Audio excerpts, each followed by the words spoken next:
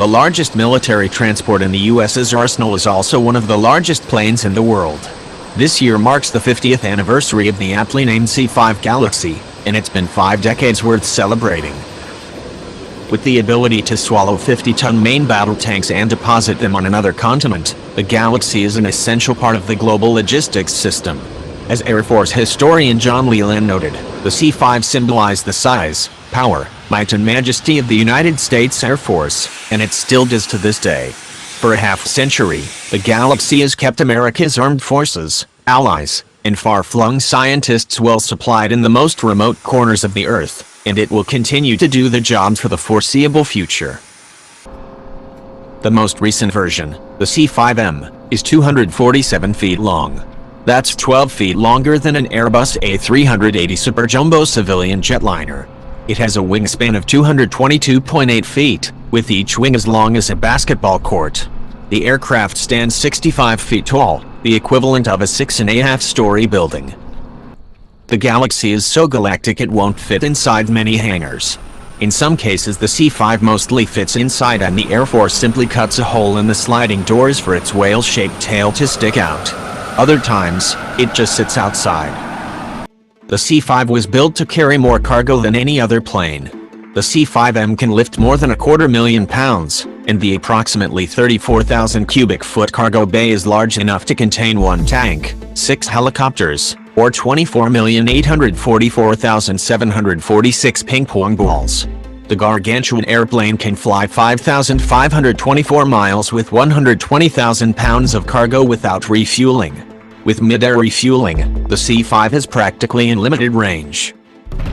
The C-5 Galaxy started with a requirement. The Air Force wanted a transport capable of carrying all the equipment necessary for a U.S. Army division halfway across the world.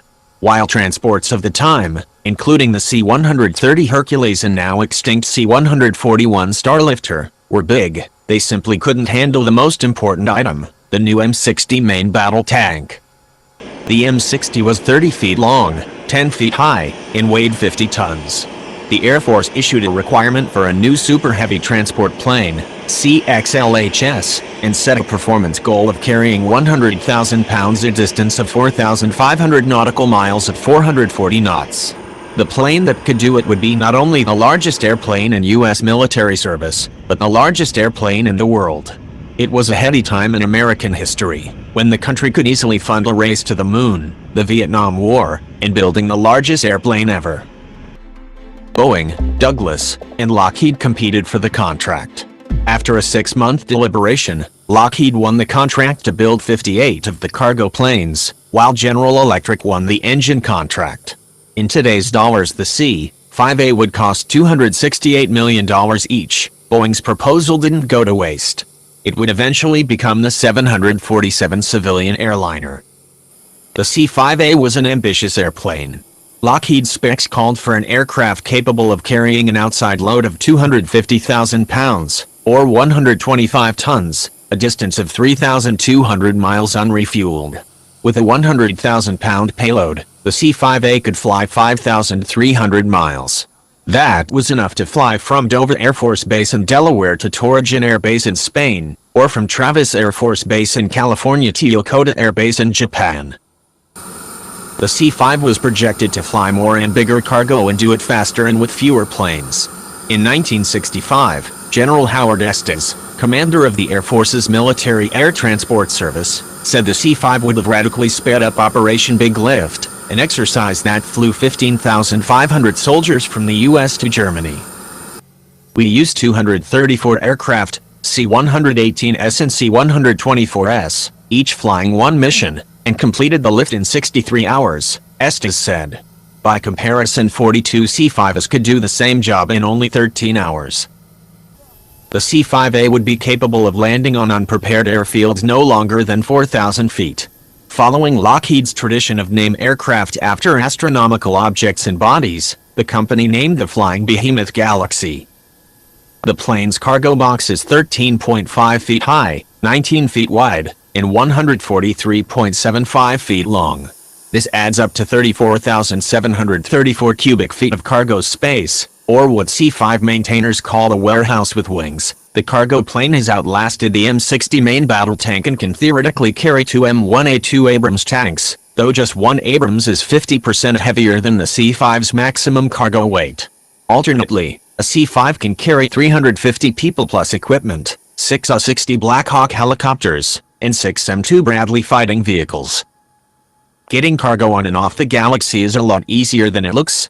The C-5's bulbous nose is hinged, allowing it to raise up over the cockpit and providing full access to the cargo box. This is nicknamed the Knight's Visor. A ramp at the rear of the plane allows ground crews to drive vehicles directly onto the aircraft, where they are tied down to prevent load shifting in flight. The airplane's landing gear and 28 landing wheels can hydraulically kneel to truck bed height, allowing cargo to be offloaded directly from the plane to waiting trucks. Despite its size, the plane carries a small crew, pilot, co-pilot, 2 flight engineers, and 3 loadmasters. The plane's extreme range, it can travel 7,000 miles without refueling, means it often carries multiple crews and has provisions for up to 15 relief crew members.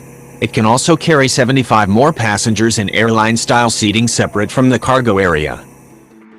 The first C-5 Galaxy flew on June 30, 1968, and soon began flying the Trans-Pacific run from California to Southeast Asia, supporting the Vietnam War. In 1973, C-5s were the backbone of an emergency airlift of supplies to Israel, which had been the victim of a surprise attack by its Arab neighbors. The airlift, nicknamed Operation Nickel Grass, saw the first C-5 in the air 10 hours after it began, with the first plane delivering 194,000 pounds of supplies.